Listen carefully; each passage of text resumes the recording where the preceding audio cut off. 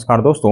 आज के इस वीडियो में मैंने 5 शानदार स्टॉक्स लगाए हुए हैं और यह सभी वह कंपनियां हैं जिन कंपनियों के फंडामेंटल्स काफ़ी दमदार हैं। हालांकि मार्केट की गिरावट और करेक्शन की वजह से इन कंपनियों में ऊपरी लेवल से अच्छी खासी गिरावट और करेक्शन हो गई है। अब सवाल आता है कि इस गिरावट में क्या इन कंपनियों में खरीदारी की जा सकती है? क्या आगे इन स्टॉक्स में इन कंपनियों में बढ़िया पैसा बन सकता है? इसी की एनालिसिस इस वीडियो में मैं करने वाला हूं। हालांकि मैं आपको क्लेरिफाई कर दूं कि किसी भी स्टॉक पर मैं खरीदारी या फिर बिकवाली की सलाह नहीं दे रहा, मैं सिर्फ एनालिसिस कर रहा हूं। खरीदारी या बिकवाली का कॉल आपका खुद का होगा और रिस्क भी आपकी खुद की होगी। मैं सेबी रजिस्टर्ड एनालिस्ट नहीं हूं। तो दोस्तों, इस लिस्ट की पहली कंपनी है garden rich ship builder and engineering limited. Shipping के बिजनेस से जुड़ी हुई इस शानदार कंपनी है। मार्केट की गिरावट की वजह से शेयर में ऊपरी लेवल से अच्छी खासी गिरावट और करेक्शन देखने को मिल गई है। 3400-3500 रुपए से शेयर करेक्ट होके अब 2300 रुपए के लेवल पर आ गया है। कंपनी की ओर से हाल ही में जो रिजल्ट आए थे वह बढ़िया रहे थे।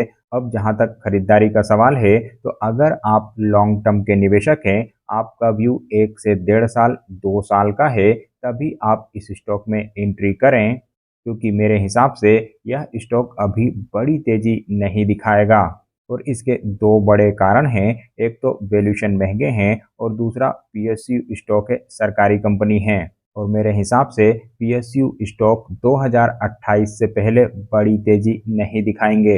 हालांकि पिछले क्वार्टर के रिजल्ट ठीक थे, इसलिए दिसंबर क्वार्टर के रिजल्ट से पहले कुछ एक्शन बन सकता है, कुछ तेजी बन सकती है, लेकिन बड़ी तेजी की उम्मीद आपको यहां से अभी नहीं करना चाहिए। वहीं लिस्ट में अगला नाम आता है बानको प्रोडक्ट इंडिया लिमिटेड का। यह भी एक शानदार और फंडामेंटली स्ट्रॉन्ग कंपनी है और इस कंपनी के ऊपर आप ध्यान दे सकते हैं। मेरे हिसाब से यहाँ पर बड़ा एक्शन जारी रहेगा और इसकी कई बड़ी वजह हैं। जैसे कंपनी की ओर से हाल ही में जो रिजल्ट आए थे वह काफ़ी दमदार रहे थे। वैल्यूएशंस भी सस्ते हैं, इवन अंडर वैल्यूड स्टॉक है। साथ ही कंपनी बेहतरीन डिविडेंड बांटने के लिए जानी जाती है और मार्केट और गिरावट की वजह से यहाँ पर भी ऊपरी लेवल से करेक्शन बन गया है। तो अगर आपका व्यू 3 से 6 महीनों का भी हो, तो भी इस कंपनी के ऊपर ध्यान रख के चला जा सकता है। वहीं लिस्ट में अगला नाम आता है भारत डायनेमिक लिमिटेड का। डिफेंस के बिजनेस से जुड़ी हुई शानदार पीएसयू कंपनी है, सरकारी कंपनी है और यहाँ पर भी ऊपरी लेवल से अच्छी खासी गिरावट और करेक्शन देखने को मिल गई है।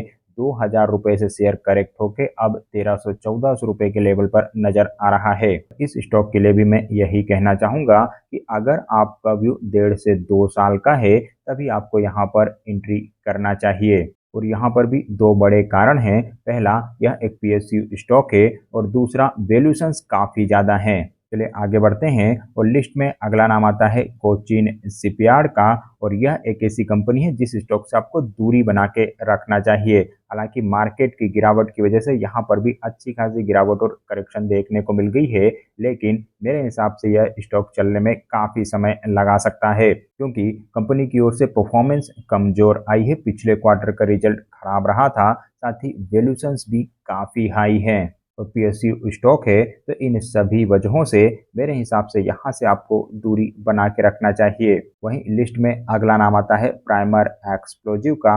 मार्केट की गिरावट की वजह से यह शेयर भी करेक्ट हुआ है और जहां तक यहाँ पर खरीदारी का सवाल है, तो मेरे हिसाब से अगर आपका व्यू लॉन्ग टर्म का है, तभी इस कंपनी के ऊपर ध्यान देना चाहिए। और लॉन्ग टर्म का मतलब कम से कम 1 साल का आपका व्यू होना चाहिए, क्योंकि वैल्यूएशंस हाई हैं। साथ ही परफॉर्मेंस भी कमजोर आई थी, पिछले क्वार्टर का रिजल्ट कमजोर रहा था और इस वजह से जल्द ही बड़ी तेजी यहाँ पर बनना मुश्किल है।